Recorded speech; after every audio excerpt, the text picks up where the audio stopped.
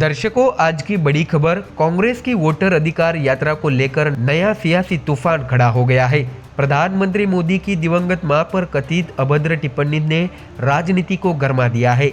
इस पर केंद्रीय मंत्री ज्योतिरादित्य सिंधिया ने कड़ी प्रतिक्रिया देते हुए कांग्रेस को इशारों में चरित्रहीन दल करार दिया है। दरअसल दर्शकों, आपको जानकारी दे कि बिहार में राहुल गांधी की वोटर अधिकार यात्रा के दौरान पीएम मोदी की मां के लिए कथित तौर पर अपशब्द कहे गए। इसी को लेकर मंगलवार 2 सितंबर को इंदौर में केंद्रीय मंत्री ज्योतिरादित्य सिंधिया ने कांग्रेस पर तीखा हमला बोला। कांग्रेस का नाम लिए बिना सिंधिया ने कहा है कि राजनीति हो या जीवन, इसमें कुछ स्तर होना चाहिए।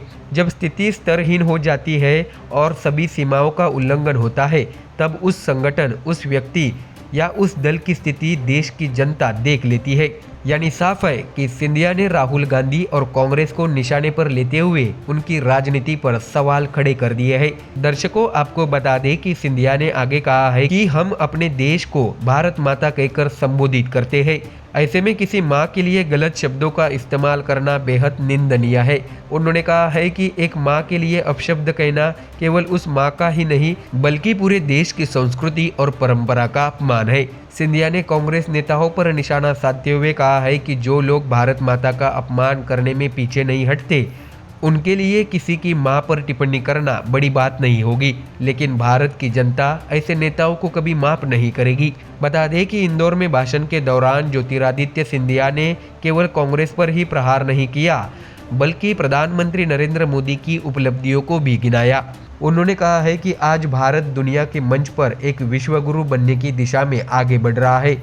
भारत हजारों सालों के इतिहास में हर बार विनाशकारी शक्तियों को परास्त करके आगे आया है। आज भी कुछ ताकतें भारत के अस्तित्व को मिटाना चाहती है, लेकिन भारत एक नक्षत्र की तरह चमकता रहा है और आगे भी चमकता रहेगा। दर्शकों, जानकारी दें कि ज्योतिरादित्य सिंधिया ने अर्थव्यवस्था के आंकड़े भी सामने रखे। उन्होंने कहा है कि अप्रैल-जून तिमाही में भारत की आर्थिक वृद्धि दर 7.80% तक पहुंच गई है। उन्होंने दावा किया कि भारत ने जापान को पीछे छोड़कर दुनिया की चौथी सबसे बड़ी अर्थव्यवस्था का दर्जा हासिल कर लिया है। तो वही सिंधिया ने यह भी कहा है कि साल 2027 तक भारत जर्मनी को पीछे छोड़ देगा और दुनिया की तीसरी सबसे बड़ी आर्थिक शक्ति बन जाएगा। ऐसे में दर्शकों, अब बड़ा सवाल यह है कि इस विवाद का असर आने वाले चुनाव पर कितना पड़ेगा। कांग्रेस की वोटर अधिकार यात्रा के जरिए राहुल गांधी युवाओं और किसानों को साधने की कोशिश कर रहे हैं, वही बीजेपी इस यात्रा में लगे विवादित बयानों को हथियार बनाकर कांग्रेस पर हमला बोल रही है। ऐसे में विशेषज्ञों का कहना है कि व्यक्तिगत टिप्पणियां हमेशा राजनीतिक बहस का स्तर गिरा देती है और यही बात ज्योतिरादित्य सिंधिया ने अपने भाषण में दोहराई। तो वही दर्शकों, आपको ये भी जानकारी दे कि सिंधिया कभी कांग्रेस के अहम नेता रहे हैं, लेकिन साल 2020 में उन्होंने पार्टी छोड़कर बीजेपी का दामन थामा। ऐसे में उनका कांग्रेस पर हमला और भी ज्यादा मायने रखता है। उन्होंने कांग्रेस को चरित्रहीन दल बताते हुए साफ संकेत दिया कि बीजेपी इस मुद्दे को चुनावी मैदान में जोर शोर से भुनाने वाली है। तो कुल मिलाकर प्रधानमंत्री मोदी की मां पर कथित अपशब्द ने सियासत में नई आग लगा दी है। ज्योतिरादित्य सिंधिया का बयान बीजेपी की चुनावी रणनीति का हिस्सा माना जा रहा है, जिसमें भावनाओं और राष्ट्रवाद को केंद्र में रखकर कांग्रेस को घेरा जा रहा है। अब देखना यह होगा कि कांग्रेस इस पर क्या सफाई देती है और जनता किसे सच मानती है।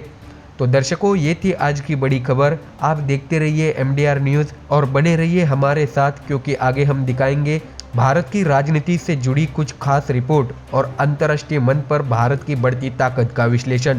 Bureau report, MDR news.